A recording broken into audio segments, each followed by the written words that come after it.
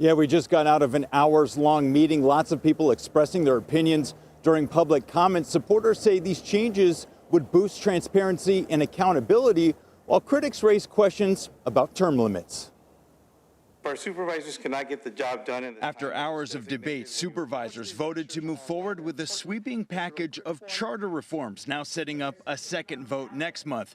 The plan would expand term limits for supervisors from 2 to 3 terms, while also paving the way to add limits for other county elected leaders who currently have none. At the end of the day, this is really going to be up to voters, and voters are going to have to make a decision. Board Chair Tara Lawson-Remer, who introduced the reforms, says the goal is consistency, pointing out positions like sheriff and district attorney can be held for decades, but critics argue extending supervisor term limits sends the wrong message. We have 2 terms for a reason, and if they're wanting to be career politicians, then advance move up to the next level to advance their career in politics and continue their good works. Others who spoke during public comment echoed concerns about accountability if elected leaders stay in power longer. Still, supporters say the reforms go beyond term limits, aiming to increase transparency into how taxpayer dollars are spent. Having some visibility into how how our government works is important. People should know where their money goes and how things are being structured. The proposal would also create an independent ethics commission, a budget analyst, and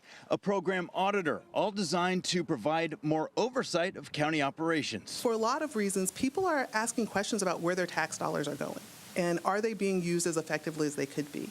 And so the program analyst is a person who's there to look at, here's money that we've put into programs, are they working the way that they should?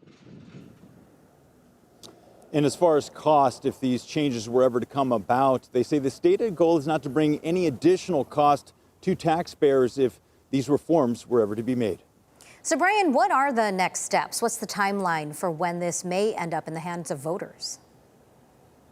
Well, now it's going to be sent to a second vote. That'll happen in about a month on May 19th. And if it passes there, it'll be sent to the November ballot for voters to decide. All right. So ultimately, the voters will have a say if this continues to move forward. Thanks so much, Brian, for the update.